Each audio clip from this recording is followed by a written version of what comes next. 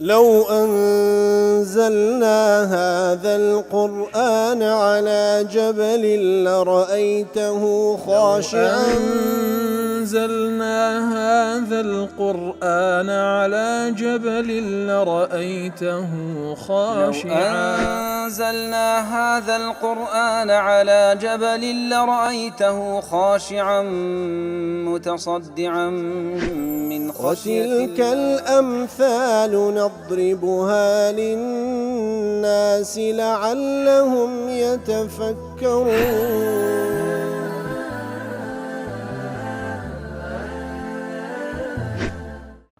الحمد لله والصلاة والسلام على رسول الله وعلى آله وصحبه ومن والاه. السلام عليكم ورحمة الله. برزان خوش حالم لواني 1423 لوان كان تفسير قرآن بيروز بيم وخزمتان ومن بس رزامة رب العالمين وهوادان مئوي آزي السودي لور بقرن. أعوذ بالله من الشيطان الرجيم. بسم الله الرحمن الرحيم. لعمرك إنهم لفي سكرتهم يعمهون. بەڵێ خۆشەویستان، هەر لە سیاخی ئەو ئاتانەی کە ڕەب العالەمین باز لە ئەو حاڵەتە دەکا کاتێکەوە لوط عەلەیهی سەڵات وەسەلام میوانی هاتینە، میوانەکانش مەلایکەتن کە هێشتاش بەخۆی نازانین مەلایکەتن، لەسەر شێوەی چەند گەنجێک هاتینە و با بڵێن پیاو خراپەکانی قەومەکەشی کە زانیتیان میوانی هاتی کۆمەڵە گەنجێک هاتینە دەرگیان لە لوط پێغەمبەر گرتی عەلەیهی سەڵات وەسەلام داوای میوانەکانی دەکەن. ئیتر ئەویش وەکو لە ئاتکان پێشووتر باسمان کرد کە داوایان لێ دەکات لە خوای بترسێن، ئەویش تووشی حاڵەتی شەرمەزاری نەکەن چکۆ میوانی ئەون، و هەروەها داوایان لێ دەکات ئەگەر لابد منه دەتانەوێت شەهوەتتان تێر بکەن دەی بڕۆن لەگەڵ ئافرەتان و زەواز بکەن، ئەو شێوە تابیعیە کە خوای گەورە داینایە. ئیتر خوای گەورە دەفەرمێت لەعەمڕک ئینەهم لەفی سەکرەتهم یعمەهون. واتە خوای گەورە دەفەرمی ئوقسم بحەیاتیکە یا محەممەد، قەسەم سوێن بە تەمەنت یا محەممەد صلی الله عليه وسلم. إنهم لفي سكرتهم يعمهون إن قوم لوط لفي ضلالهم وجهلهم وغفلتهم يتحيرون. قسم بجيانت، قسم بتمند يا محمد صلى الله عليه وسلم. قوم لوط لقمرائي نفامي خويان ولبي آقايان محير بوينا سريان لشيوايا ولا يهتدون. هز ريقان هذا وزنوا بسبب سكرة الهوى والعشق، بسبب أوي كوا هوا وآرزو عشقي فاحشة تواو ميشكو دولو دروني عندها بوشتيا. ابن عاشور دلي الآية جملة معترضة بين أجزاء القصة، أو آتا وكو بلي جملة معترضة لنيوان آتكان كوا بازلا أو تسيرو كذا لنيو أو آتاندا خواهي قرر سبحانه وتعالى سوين با عمري بيغمبر دخوا صلى الله عليه وسلم كأو خو مسنده قمرابوينا لبرسية أو جملة معترضة للعبرة في عدم جدوى الموعظة في من يكون في سكرة هواء. لبروي لوط عليه الصلاة والسلام آموجاري عندك بلام براستي كسك كوا هوا آرزو بوشيوي ميش كدولو دروني دا بوشتبي هيتس بهيت شيويك موعظة وآموجار تأثير لناك أقل لسر زماني بيغمبريج بي كلوط عليه الصلاة والسلام. لفي سكرتهم، سكرة بمعنى ذهاب العقل، سكرة بمعنى كسك عقل لدز بدا. وأطلقت هنا على الضلال أو سكرة لير بمعنى قمرايدة تشبيها لغلبة دواعي الهوى على دواعي الرشاد بذهاب العقل وغشيته. كاتكسك وهوا آرزو ظالبو بسر دلو دروني وكو أوي كوا فعلا عقلي لدز بدا هيس تأثير وعقلا أمينه. إتر وما نختار هذا المعنى المذكور أو كوابوشي ولتشي عندايته ابن عطية وابن القيم والسعدي وهو واحدي جدل زوريني مفسرين هروادلن، وابن الجوزيش عيني بهماشي ودل زوريني مفسرين وادلن. وقيل المراد بقول إنهم طبعا أوا بوشي ولك دانوي كوا باز لقوم لوط دكا أنا لقمرايا كان بوشي محير بوينو هوا آرزو مش كدور دوريان دا بوشتيا. أوا بەو شێوەی یەکەم کە وگوتمە ئەو زانە ئەو هەلێک دەن هەندێک لە مفەسرین دەڵێن لێرەدا باز لە باسی مشریکەکانی زەمەنی پێغەمبەر صلی الله عليه وسلم إنه لفي سكرتهم يعمهون قسم بە تەمەند یا محەممەد صلی الله عليه وسلم مشریکەکانی قوڕەیشن کەوا لە گومڕاییەکەی خۆیان محەیر بووینە ئیتر لەوانش ئیبن جەریر و سەمەرقەندی واحدی ئەو های لێک دەنەوە کە دەڵێن لێرەدا باسی مشرکینی قوڕەیش نەک باسی قومی لوطە قاضي عياضيش لا الشفاء بتعريف حقوق المصطفى دله اتفق أهل التفسير في هذا أنه قسم من الله جل جلاله بمدة حياة محمد صلى الله عليه وسلم أهل التفسير متفقا للقدانوي أو آتا لعمرك ويكواسوين خواردنا الله تعالى بتمني بيغمبر صلى الله عليه وسلم بعمر جياني بيغمبر صلى الله عليه وسلم لو دنيا هذا لا التبيان في أقسام القرآن ابن القيم ضله ليرد قسم من الله بحياة رسوله صلى الله عليه وسلم سوين خواردنا لأن الله تعالى بتمني بيغمبر صلى الله عليه وسلم بجياني بيغمبر صلى الله عليه وسلم وهذا من أعظم فضائله هو قورتين فضيلة وقورية لبو بيغمبر صلى الله عليه وسلم أن يقسم الرب عز وجل بحياته قورتين فضيلة لبو بيغمبر صلى الله عليه وسلم كخواي قورة سوين بتمني أو دخوا وهذه مزية لا تعرف لغيره أوش تايبت منديك كخواي قور بكسي نبخشيك وسوين بتمني بخوا غير رسول الله نبي صلى الله عليه وسلم ستمنيش مباركة رازي دلي فما أقسم الله بحياة أحد الله تعالى سوين دي بجياني كس نخوادي وذلك يدل على أنه أكرم الخلق على الله تعالى أوش بالغي لسلوك رسول الله صلى الله عليه وسلم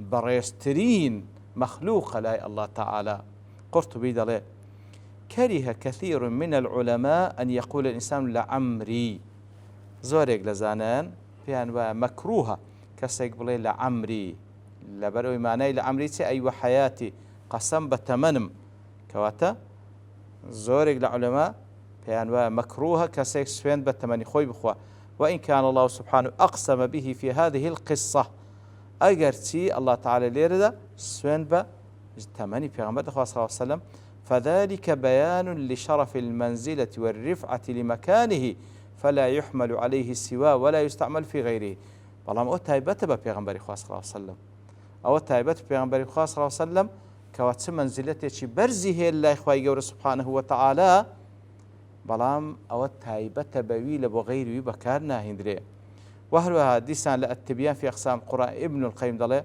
فعمر النبي صلى الله عليه وسلم هو عمر شريف عظيم تمني في صلى الله عليه وسلم تمني شيء زور ببركته زور شرف وقوريه أهل أن يقسم الله به أهل لبوي أو تمنى كالله تعالى سوين دي بي بخوا لمزيته على كل عمر من أعمال بني آدم فرقي تمني في صلى الله عليه وسلم قال تمني هم بني آدم زور جياوازة براستي زور جياوازة ولا ريب أن عمره وحياته من أعظم النعم والآيات أو تمني كخواي قول سبحانه وتعالى برسول الله صلى الله عليه وسلم قورترين نعمته بلقية والقسم به أولى من القسم بغيره من المخلوقات وسوين خواردنيش زور لبيش أو سوين بغيري لمخلوقات بخوري لا هدسان لتبيان دلي إنما وصف الله سبحانه اللوطية بالسكرة أو ذا بيشو بنسر أو بابتا خوي قول سبحانه وتعالى ليرو لسندين زيقاتك سوين بمخلوقات خوي دخواه طالما إما لبما نهت يسوين بغير الله تعالى بخوين أو حقتك بيشتا بقتري إما لبما نهت يسوين بغير ذات الله بخوين طالما خوي قول سبحانه وتعالى بلقى بابلين سوين خوي سبحانه وتعالى ليرو لزيقاتك سوين بمخلوقات خوي دخواه كوا سوين خوادم بمخلوقات خوي بلقي لسر عظمتي أو سبحانه وتعالى يتل ضمني أو مخلوقات ثانية كخواي جورة سوين دي بيد أخوة سوين بتمني بيغمبر صلى الله عليه وسلم دخوا كوا فعلا هم بلقي لسر عظمتي رب العالمين أو مخلوقة بربركة يدرس كذا كوا رسول الله صلى الله عليه وسلم وهلها هم شرف وكرميشة لأن خواي جورة لبو ذات بيغمبر صلى الله عليه وسلم كوا تاك إنسانة خواي جورة سوين دي بتمني دخوا بلام لبو إما نهاتيا سوێن بە هیچ مەخلوقی بخۆین تەنها سوێن بە ذاتی الله دەخۆین سبحانه وتعالى. ابن القيم دەڵێ وصف الله سبحانه اللوطية بالسكرة لأن سكرة العشق مثل سكرة الخمرة إنهم لفي سكرتهم.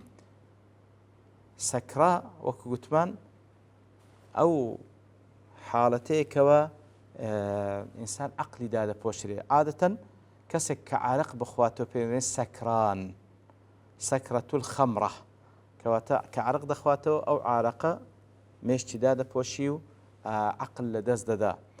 بەڵام لێرەدا خوای سوبحانه وتعالى کە باسی ئەو قەومە دەکات بە سەکرە، ئەیوان سەکرەتی عشق بوو، عشق لە بۆ ئەو فاحیشەیەی. ئیتر دەڵێ سەکرەت و سەرخۆشی بەهۆی عشق لە بۆ فاحیشە وەکو سەکرەت و سەرخۆشی ئەو حاڵەتێکەوە کەسێک عارق بخواتەوە. وهروە لە جواب الكافي عين ابن القيم دەڵێ وصفهم الله تعالى بالسكرة التي هي فساد العقل.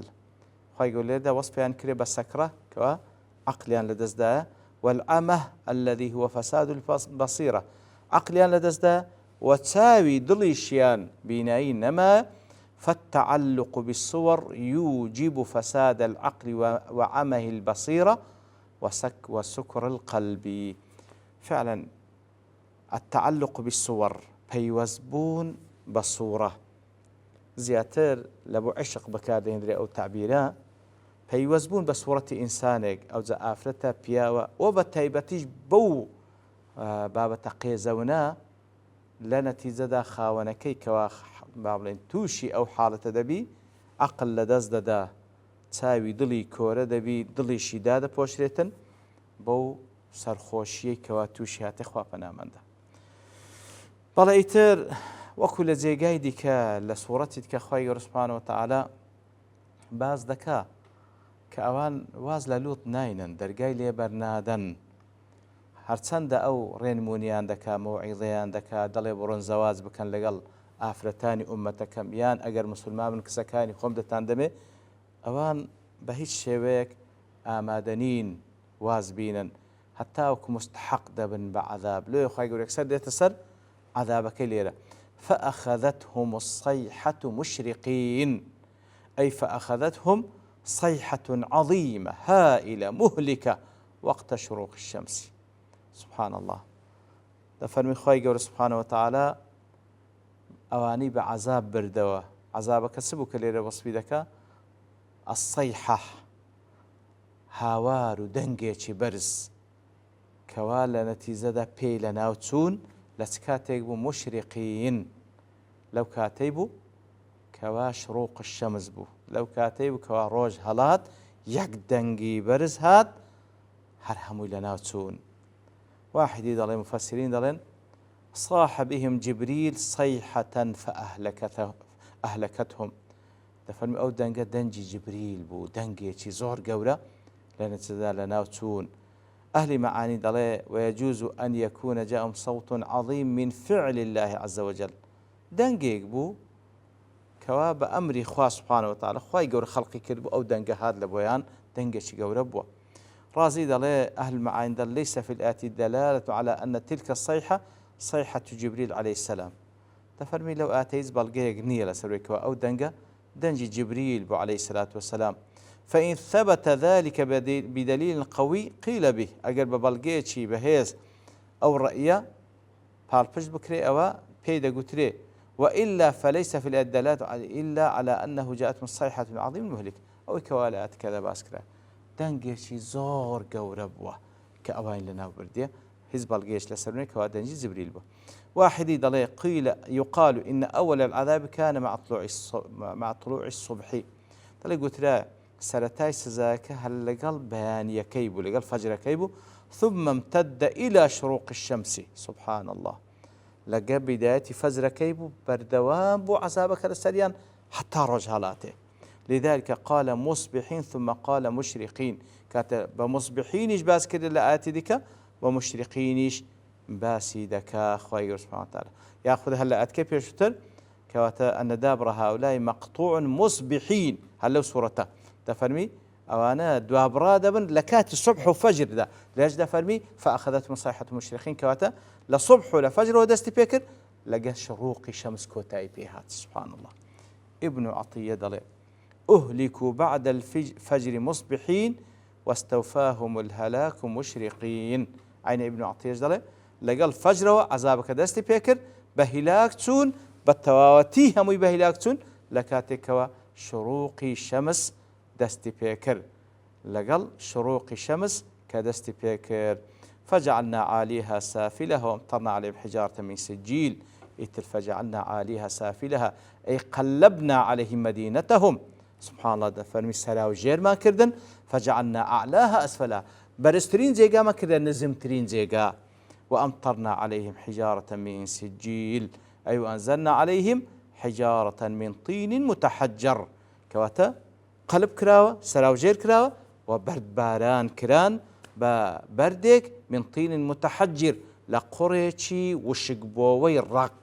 سبحان الله. خوا پەناماندا بەو شێوەی لە ناوچوون.